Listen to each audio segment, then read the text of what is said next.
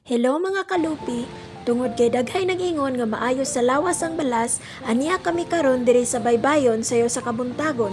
Sulayan na ako karon ang paghumol sa balas ug atong mahibal-an kung unsa kini ka epektibo. Tara, ubani ko ninyo na.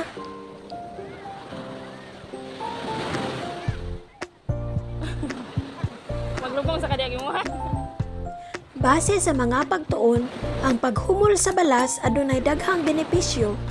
Una, makatabang kini sa pag-relax sa mga kaunuran o pag-improve sa blood circulation.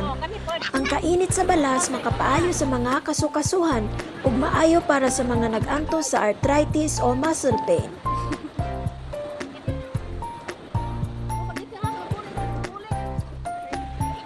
Ikaduha, natural exfoliant ang balas. Kung maglakaw ka sa baybayon, makatangtang kini sa mga dead skin cells sa imong tiil ug makapahami sa panit.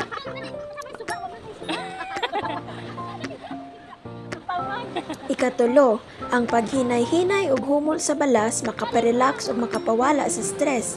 Therapeutic kaayo ang feeling labi na kung mubati ka sa natural nga kainit ug kahumot sa dagat.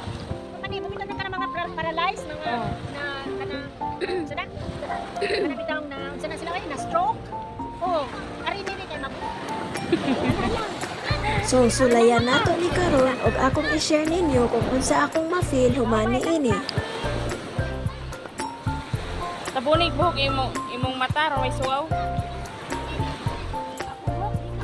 Oh.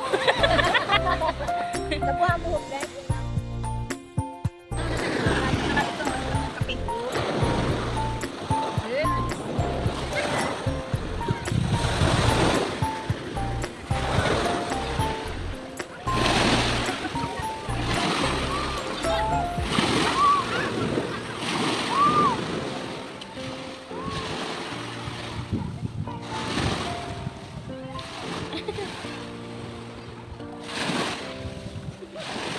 Hello mga kalupi, nahuman ako lubong dito sa balas. Karon medyo gihangak pa ko, so kutob lang sa ta diri.